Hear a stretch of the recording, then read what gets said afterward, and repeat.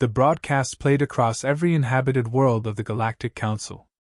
Holographic panels flickered with golden light as two Vaktar comedians strutted before a cheering alien audience. Behind them floated a projection of a Terran warship, squat, gray, angular, with visible weld seams and rail-mounted cannons. "Behold," one performer declared in a lilting accent, "the mighty Earth war machine, equipped with, wait for it, metal slugs!" The audience howled with laughter. The second comic mimed holding a projectile rifle. "Bang! Bang! How primitive! My grandmother's cooking fire has better range!" Their laughter echoed through the network, shared across star systems. Humanity's image as the galaxy's backward newcomer was solidified with every broadcast. The Terran fleet, though competent, was mocked as crude, unrefined, and hopelessly outdated. To most alien empires, human ships looked like relics from a darker age. On the moon's far side, inside the cold metal halls of United Terran Navy Command, no one was laughing. A dozen officers sat around an oval table beneath a holographic projection of Colony Seraph 9, a small terraformed moon claimed by humanity only 3 decades prior. It now glowed red on the tactical display, occupied territory. Admiral Inouye's voice carried across the room. "The Vaktar have established a garrison. Their ambassador calls it a peaceful annexation to protect the colonists from pirates." Several officers scoffed. "Pirates with an imperial crest on their hulls?" Inouye ignored the sarcasm. "The Council won't intervene. Earth must respond, diplomatically." The word hung like poison. A younger officer protested. "With respect, sir, diplomacy won't move them. They'll see restraint as weakness." Inouye's eyes fell on the man standing quietly at the end of the table, Captain Elias Grant. "Which is why you're going," the Admiral said. Grant's jaw tightened. "One ship, sir?" "One ship," Inouye confirmed. "The UTN Nemesis. Escort refugee convoys from Seraph 9, open communications with the Vaktar fleet, and—" He paused. "Remind them that we don't yield territory." The room fell silent. Everyone knew what that meant. Grant's expression didn't change. "Understood." When the meeting ended, he lingered behind as others filed out. On the wall beside the exit stood the Memorial of the Lost, thousands of engraved names from the Martian Defense Crisis, Earth's bloodiest civil conflict. He ran a hand along the cold steel and stopped at one, Jonas Grant. His brother. "They laughed at us then too," he murmured. "Didn't end well for them either." The Nemesis waited in dry dock like a sleeping beast. Her hull was dark, unpolished, the surface lined with old-fashioned armor plates and exposed rails. Engineers joked she looked like a submarine bolted to a missile silo. Grant thought she looked perfect. Commander Valen Pierce met him on the gangway. "Captain, systems are online. Reactor 3's a bit temperamental, but she'll hold." "She always does," Grant replied.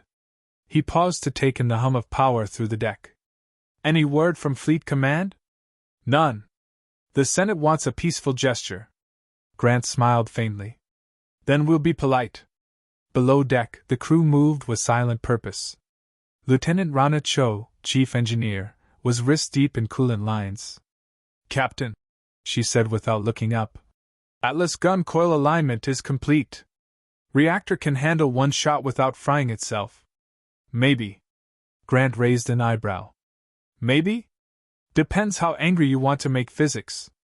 "Angry enough to survive," he said. He continued through the corridors, greeting gunners, navigators, and technicians. Every face bore quiet tension. They knew what one destroyer meant against an Empire's fleet, a message, not a battle. Yet there was no fear in their eyes, only resolve. Humanity's fleet wasn't built for beauty or ceremony. It was built to fight long after reason said stop. At the observation deck, Pierce joined him as Earth's blue curve rose over the horizon. "You ever think about what it must look like from their perspective?" he asked. "Whose perspective?" "The Vaktar. They see us as animals who wrapped engines around rocks and called it progress." Grant folded his arms. "Good. Underestimation is a weapon." Pierce smirked. "You sound like Inouye." I taught him that, Grant said, half smiling. They stood in silence as the shipyard lights dimmed. Then came the final command. Nemesis, this is Lunar Command. Clearance granted for departure. Copy, Lunar Command, Grant replied, voice even. Engaging main drive. Thrusters ignited. The destroyer shuddered, detaching from the scaffolds. Hundreds of dock workers paused to watch her ascend. They knew few ships returned from missions like this. Some saluted, others simply whispered prayers.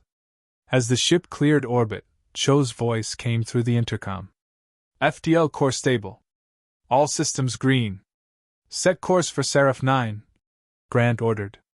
Minimal emissions. Let's make this quiet. Pierce nodded. A ghost run. Grant's gaze remained fixed on the stars. They're laughing now, he said softly. But soon they'll remember why our ships don't have windows. Thousands of light years away, the Vaktar flagship Aurelian Blade drifted above Seraph 9, its polished silver hull gleaming like liquid crystal. Grand Admiral Vorothak reclined in his command chair, surrounded by courtiers and holographic tacticians. A glass of iridescent liquid floated beside him in zero gravity. Have you confirmed the Terran vessel's approach? He asked. Yes, Excellency, replied his aide, bowing low. A single destroyer, class designation Nemesis. Crude hull design, outdated reactors, minimal shielding. The Admiral smirked. They send one ship? How quaint. He waved a hand. Patch their signal through to the entertainment feeds. Let the people see the last gasp of a primitive world. Another officer hesitated.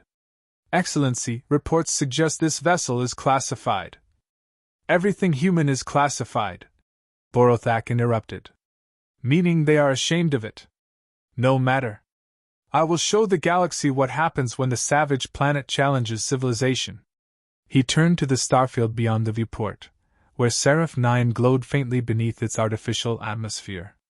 When we are done, their world will beg to join our empire. The Nemesis pierced through slip space, emerging into the black silence of the Seraph system. The colony moon shimmered in the distance, scarred by orbital bombardment. Debris drifted everywhere, the remains of human transports and civilian stations. Grant stood at the viewport, his expression carved from stone. Status? Enemy formation ahead, Pierce said. Reading 15 capital ships, dozens of escorts. All targeting us. Perfect, Grant replied. Cho's voice came from engineering. Weapons online. Reactor load at 75%. Bring us within hailing range, he ordered. Let's introduce ourselves. Far ahead, aboard the Aurelian Blade, alarms chimed softly. Human ship approaching, sir. Vorothak smiled lazily. Good.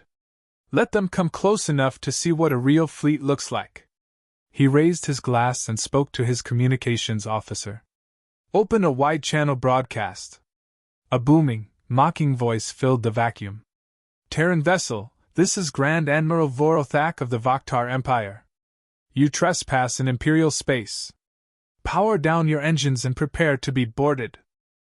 On the Nemesis, Grant listened in silence. Pierce glanced at him. Sir? Grant spoke calmly. Transmit back. This system belongs to no empire. Withdraw immediately or be engaged. The comms officer hesitated, then sent it. A heartbeat later, alien laughter flooded the channel. Grant turned to his crew. Let them laugh, he said. They'll stop soon enough. The destroyer adjusted course toward the enemy fleet, its dull gray armor reflecting nothing. The crew worked in silence, eyes fixed on their stations. Grant stood unmoving, gaze locked on the distant lights of the Vaktar ships. Beneath the deck, the coil guns charged, their magnetic rails humming. Reactor coils began to glow. In the quiet hum of battle readiness, Pierce finally spoke. You think they'll shoot first? Grant's eyes narrowed. They will. Arrogance always fires first. Outside, distant plasma glimmers lit the void, the first spark of war between the galaxy's mockers and the species they had never truly understood. The void around Seraph 9 shimmered with cold light as the UTN Nemesis dropped from FTL. For a moment, there was only silence, an ancient, suffocating quiet. Then the sensors painted the truth: wreckage everywhere. Shattered transports drifted in lazy rotation, their hulls blackened, windows shattered. Frozen bodies glinted like glass beads among the fragments. On the bridge, no one spoke. Commander Pierce finally broke the stillness. Colony defense grid is gone. Atmosphere stable, but half the orbital stations are dust. Captain Elias Grant leaned over the tactical display.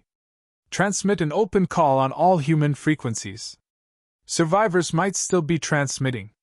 Static filled the air. After several heartbeats, a faint, broken voice replied, "This is Seraph 9 Control. Any Terran ship, please respond." Grant answered, "Control, this is the Nemesis. We have you. Stay underground and maintain silence. We'll clear the orbit." The comms officer muted the channel. "Captain, Vaktar vessels approaching. 15 signatures, closing in formation." Grant studied the display. The alien ships glowed like jewels, sleek curves of crystal and chrome, their energy fields radiating like halos. To them, warfare was spectacle, not survival. He spoke evenly. "Open a channel." A deep, amused voice rolled through the speakers. "Terran Relic, this is Grand Admiral Vorothak of the Vaktar Empire. You have entered Imperial space. Power down your primitive vessel and prepare for collection." Grant replied, calm as stone. "This moon lies in neutral territory. Withdraw your fleet or be engaged." A pause, then laughter, rich, echoing, layered with contempt. "You threaten an armada with that rusted barge? Very well. We shall demonstrate mercy by erasing you quickly." The transmission cut off. Pierce exhaled slowly. "Guess that's a no." "Guess so," Grant said. "Weapons ready." The enemy flagship fired first. A plasma lance flared from its prow, a line of pure heat slicing past the Nemesis and boiling an asteroid to vapor. The alien crews erupted in cheers, their confidence absolute. Grant's tone remained steady. "Target lead cruiser. Coil gun batteries 1 through 6, fire for effect." The ship trembled. Magnetic rails spat tungsten rods into the dark, invisible except for a faint blue corona. They struck seconds later. The alien cruiser's shield shimmered, and failed. Metal punched through its hull like needles through glass. The ship folded in half, venting molten fragments. On the Aurelian blade, officers shouted, "Direct hit! Shields breached! Impossible! Projectiles, not plasma!" Vorothak's eyes widened. "Solid metal? They still use kinetics?" A second volley struck another ship. Hulls ruptured, decks tore apart, explosions cascaded outward. Within 20 seconds, 3 Vaktar vessels were gone. The bridge of the Nemesis remained quiet except for the rhythm of orders. Pierce adjusted firing arcs, Cho monitored heat signatures, Ortega called out reloads. Every move precise, rehearsed, merciless. "Range closing," Pierce said. "They're regrouping." Grant nodded. "Let them." The alien armada reorganized into a crescent. Hundreds of plasma bolts streaked toward the human destroyer. The void became a storm of light. "Brace," Grant said. The Nemesis shuddered. Armor plates glowed red, vibration rattling through the decks. One screen shattered, a console burst in sparks. Cho's voice crackled through the intercom. "Shields at 30%, hull integrity 96. Still holding." Grant's knuckles tightened on the rail. "Return fire. Rapid cycle." The destroyer rotated, exposing its broadside. 12 coil guns roared in succession. Each tungsten slug traveled faster than thought, punching clean holes through the enemy formation. One alien battleship broke apart mid-turn, its radiant hull torn open like wet paper. Pierce exhaled. "They can't adapt. Their shields weren't built for this." "Exactly," Grant said. "They optimize for elegance. We optimize for survival." On the Aurelian blade, panic spread. Vorothak barked orders. "Focus all fire on their engines. Overload their primitive reactor." Dozens of beams converged, but the human ship rolled hard, engines flaring. Armor blackened but held. In response, the Nemesis fired its torpedoes, 6 glowing specks streaking toward the Vaktar line. Missiles? One alien scoffed. Childish toys. Then the first detonation came. There was no light, no flame, only silence, and then a growing sphere of blinding white. Nuclear fusion tore through the void. When the flash faded, half the Vaktar fleet was gone. The remaining ships drifted in chaos, their formation shredded. Pierce turned to his captain, stunned. "Sir, we just wiped half an armada." Grant's voice was quiet. "We sent a message," Cho reported. "Heat levels critical. Reactor bleeding power from coils 3 and 4. Coolant vent." "We'll manage," Grant said. He looked at the tactical display, at the spreading field of debris. "Any movement?" Pierce scanned. "The flagships holding distance. Smaller ships falling back." Grant leaned closer to the viewport. Through the haze of vaporized debris, the massive Aurelian blade hovered like a silver moon. Its energy field shimmered, damaged but intact. "Admiral's watching," Grant murmured. "He wants to understand what just happened." Moments later, the comms crackled again. "Terran ship," came Vorothak's voice, edged now with disbelief. "What weaponry have you employed?" "Those were not energy munitions," Grant replied, tone even. "Just gravity and metal. You should try it sometime." The line cut. Pierce smirked despite himself. "That'll sting." "They're regrouping," Cho warned. "Multiple energy spikes, charging everything they've got." "Then we finish this," Grant said. "Target their escorts. Disable engines. No waste." For several minutes, the battle unfolded like a deadly dance. The Nemesis moved through clouds of wreckage, firing with mechanical precision. Each impact shredded another ship. The Vaktar fired blindly, their plasma bolts scattering harmlessly through empty space. The Aurelian blade held position, refusing to retreat. Pride wouldn't allow it. Pierce frowned. "They're coordinating something." "Let them try," Grant said. He turned to communications. "Patch through to Seraph 9. Tell them the orbit's clear. Evacuation begins in 20 minutes. The colonists' reply came faint, filled with awe. "Is it true? One ship?" "One is enough," Grant answered. When the last enemy vessel broke apart, the void returned to stillness. Wreckage drifted like ash. The destroyer's hull smoked, sections scarred black from plasma impacts. Inside, exhausted crew members slumped at their stations, faces pale in the dim red light. Cho's voice came softly. "We're alive. Somehow." Pierce looked around the silent bridge. "That can't be it. They'll send more." Grant nodded slowly. "They will. But they'll think before laughing next time." He turned to the viewport, watching fragments of alien glass and metal tumble towards Seraph 9's pale surface. The sight was terrible and beautiful. "They believed sophistication made them invincible," he said quietly. "Turns out, physics doesn't care about beauty." Hours passed. The Nemesis maintained orbit, gathering survivors and transmitting distress codes to nearby Terran outposts. Engineers worked to cool the overheating coils while the medical bay overflowed with rescued colonists. Grant visited the observation deck alone. Below him, the scarred moon shimmered under faint sunlight. He thought of the names on the memorial wall, of his brother, of every soldier who had died to prove humanity could stand among the stars. Pierce joined him, carrying 2 cups of recycled coffee. "You think the Empire will come back?" Grant took one and stared into the black beyond. "They'll come. Empires always do. But next time, they'll bring fear with them." Pierce sipped, grimacing. "Tastes like engine oil." "Good," Grant said. "Reminds us what we're made of." They stood in silence, watching the wreckage drift. The Nemesis floated among the ghosts of alien ships, a solitary shadow in a sea of ruin. In the quiet, Cho's voice came over intercom. "Captain, long-range sensors picking up hyperspace activity, hundreds of signatures. They're sending the entire armada." Grant didn't flinch. Then we finished the lesson. The stars seemed to dim as new lights flickered at the edge of the system, an empire gathering its vengeance. The Nemesis adjusted course to face them head-on, reactor hum rising like a heartbeat. Ready all systems, Grant ordered. Let's remind them why humanity survives. The destroyer's engines flared, its gray hull glinting with the light of distant suns.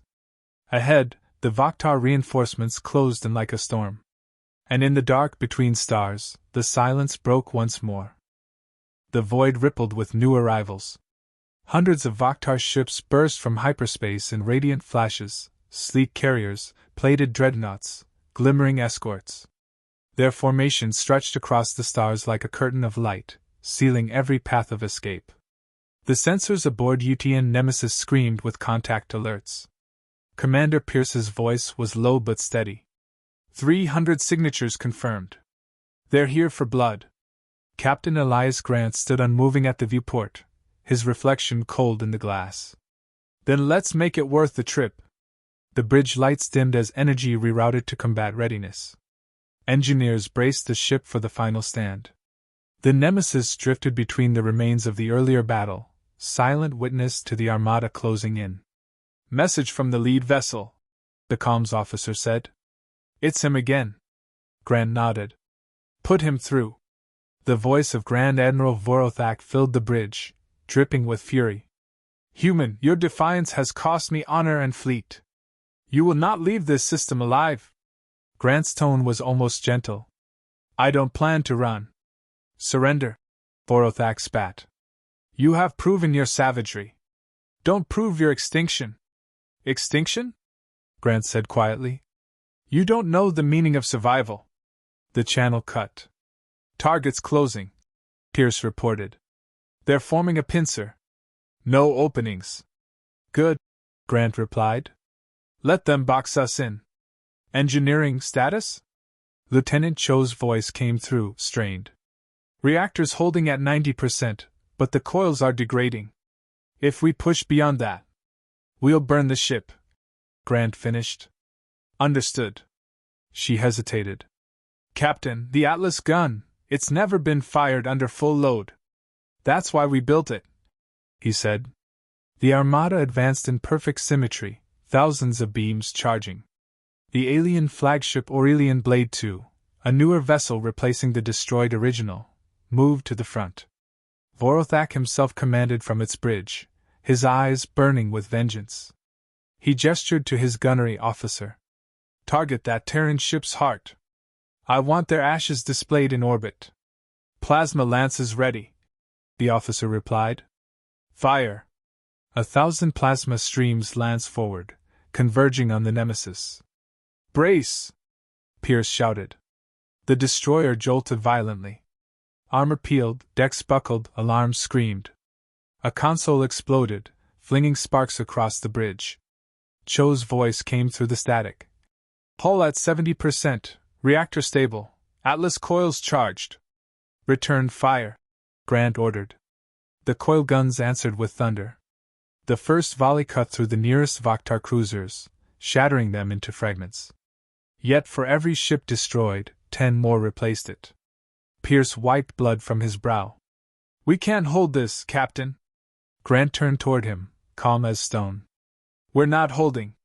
We're ending it. Deep within the ship's spine, Project Atlas awoke. The railgun, 20 meters wide, half a kilometer long, hummed as energy surged through its coils. Lights across the ship dimmed to blood red. The destroyer's heart pulsed like a dying star. Cho's voice echoed through the intercom. Power diversion complete. Firing will drain the main grid. After that, we'll be blind and adrift. Grant's reply came steady. Understood. Load the round.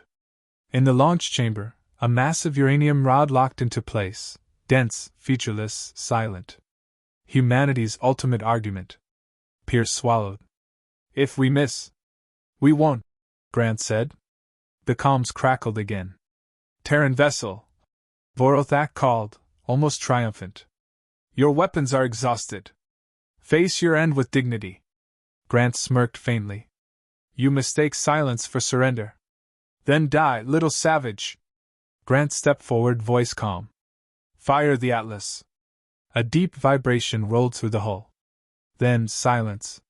The shot left no flash, no sound, no beam. Just a faint shimmer as the railgun expelled a single slug at 5% of light speed. The entire ship went dark. 5 seconds later, reality tore apart. The Aurelian Blade 2 simply vanished. One moment it gleamed proudly, the next, a sun bloomed where it had been. The uranium rod's kinetic energy ignited a chain reaction across the fleet. Ships vaporized before their crews could scream. Shockwaves of radiation rippled outward, consuming formation after formation. The bridge of the Nemesis shook violently as the energy wash swept past. Systems flickered, consoles fried, lights died. Then, stillness. Pierce blinked through the dim haze. Is it over? Grant stared at the display. What had been an armada was now a glowing cloud of debris. Yes, he said softly. It's over. Cho's voice was hoarse. Reactor offline. Life support running on residual power. We're adrift. Damage report? Severe but contained. Hull integrity 40%. We'll hold for a while. Grant nodded. Good work, everyone. Take a breath. No one spoke. The silence felt heavier than before. Outside, fragments of alien ships drifted past like burning snow. In the aftermath, the bridge crew gathered around their captain. Pierce looked at him with something between awe and disbelief. 300 ships, Captain? 1 destroyer. Grant didn't smile. Numbers don't win wars. Will does. Cho leaned back in her chair. We've proved that, sir. Loudly. He looked at her. Too loud.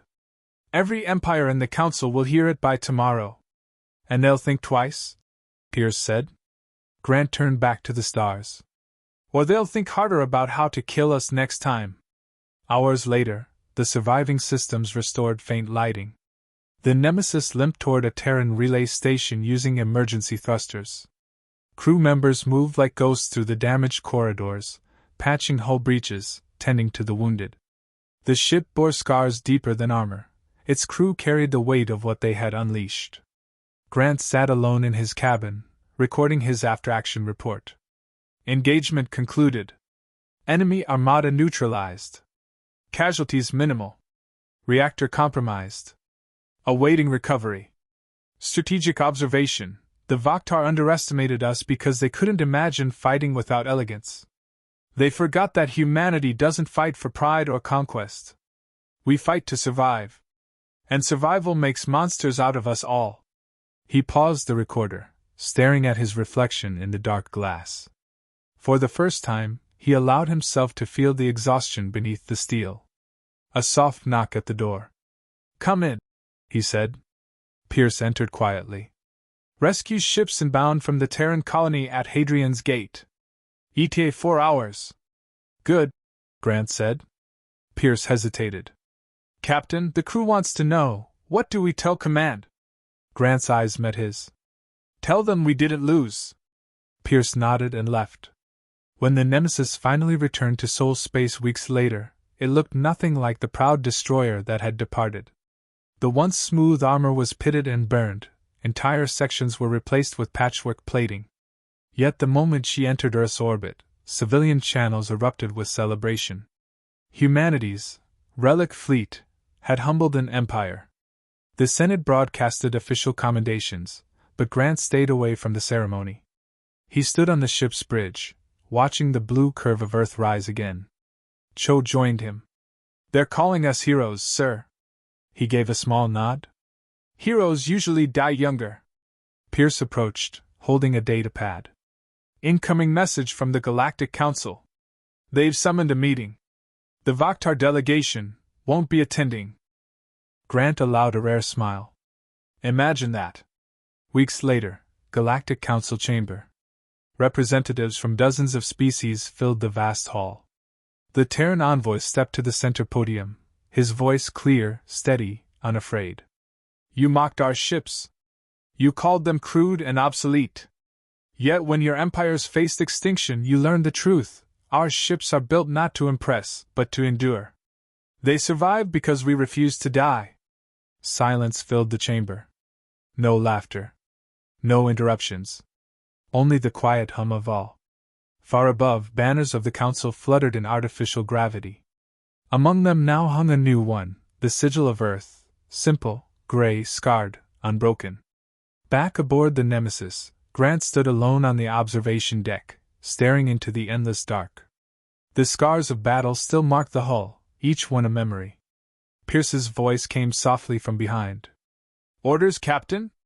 Grant didn't turn. "We rebuild. We prepare." "For what?" "For whoever mocks us next." Outside, the stars shimmered faintly against the void. He whispered to himself, voice low but resolute. "They built their fleets for beauty. We built ours for hell. And now hell fears us." The engines of the Nemesis flared once more, carrying humanity's defiance into the endless dark.